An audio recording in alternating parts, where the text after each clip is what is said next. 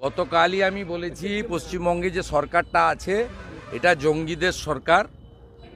এর মুখ হচ্ছে সিদ্দিকুল্লাহ চৌধুরী, ফিরাদ হাকিমরা, জাভেদ খানরা, আর এর মুখোশ হচ্ছে মমতা ব্যানার্জি। স্বাভাবিকভাবে নিষিদ্ধ সংগঠন সিমির প্রতিনিধি হাসান ইমরানকে যারা রাজ্যসভায় পাঠায় তাদের সরকারকে আপনি কী বলবেন? এটা তো প্রমাণিত সত্য। বাংলাদেশের জঙ্গি ভোটার লিস্টে নাম উঠছে, ভোট দিচ্ছে। পশ্চিমবাংলার সচেতন জনগণকে বলবো যে যারা ভারতপ্রেমী জনগণ, রাষ্ট্রবাদী জনগণ, তাদের ঐক্যবদ্ধভাবে এই বাংলায় এই সরকারকে, জঙ্গি সরকারকে উৎখাত করতে হবে নিজেদের এবং পরিবারের এবং বাংলার সার্বিক নিরাপত্তার স্বার্থে।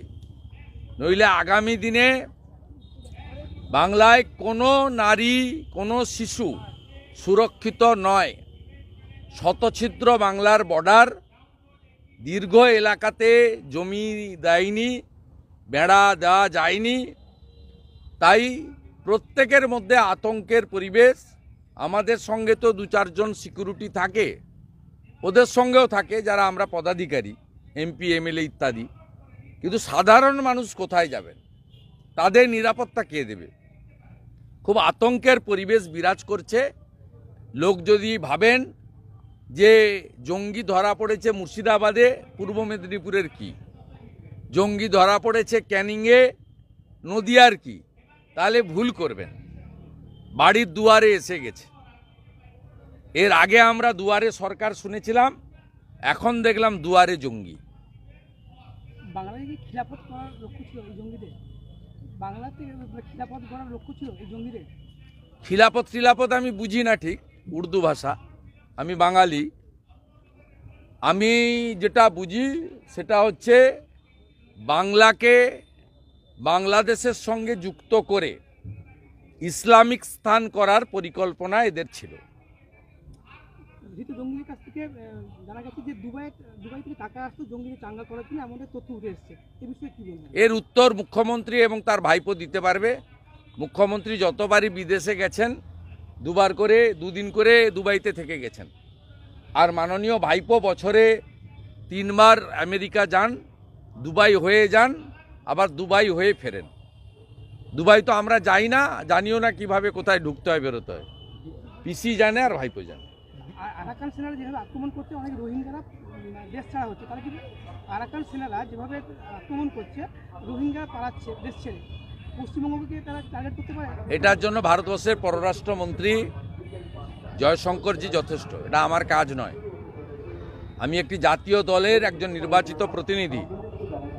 আমার লেভেলে যেটা বলার আমি বলেছি, এবং আমি আবারও বলছি, দিল্লির এলজি, দিল্লি পুলিশকে দিয়ে যেভাবে রোহিঙ্গাদের খেদিয়েছেন, বাংলায় খুব প্রয়োজন।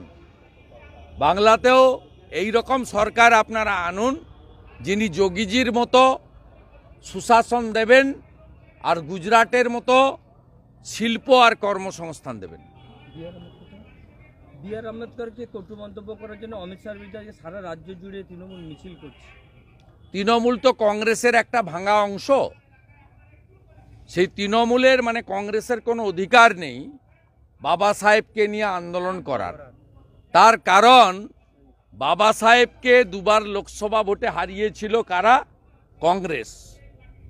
বাবা সাহেবকে আইনমন্ত্রী থেকে পদত্যাগ করতে বাধ্য করিয়েছিল কে? কংগ্রেস। ভারতরত্ন দিয়েছে কে? ভারতীয় জনতা পার্টির নেতৃত্বাধীন কেন্দ্রের এনডিএ সরকার।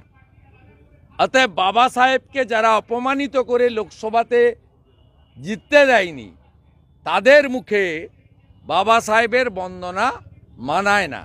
ভারতীয় জনতা পার্টির নেতৃত্বাধীন অটলজির সরকার, মোদিজির সরকার প্রকৃতপক্ষে বাবা সাহেবের সম্মান, তার যে উচ্চতা, সেটা রক্ষা করার জন্য তার নীতি আদর্শ নিয়ে কাজ করেছেন। আর কংগ্রেসের মুখে এসব বড় বড় কথা মানায় না। কংগ্রেসের 50 বছরের রাজত্বে 77 বার সংবিধান সংশোধন করেছেন। অতএব কংগ্রেস বা কংগ্রেসের ভাঙা অংশ তৃণমূল, তাদের মুখে এসব জিনিস মানায় না। আর পশ্চিম বাংলায় সবচেয়ে বেশি অত্যাচারিত তফসিলি সম্প্রদায়, সবচেয়ে বেশি অত্যাচারিত। কালিয়াগঞ্জের রাজবংশী কন্যা, হাঁসখালির দলিত কন্যা, কুলতলি জয়নগরের মৎস্যজীবী পরিবারের দলিত কন্যা, এরা আক্রান্ত হয়েছে জিহাদিদের দ্বারা। আর এই জিহাদিদের সরকার হচ্ছে মমতা ব্যানার্জির সরকার।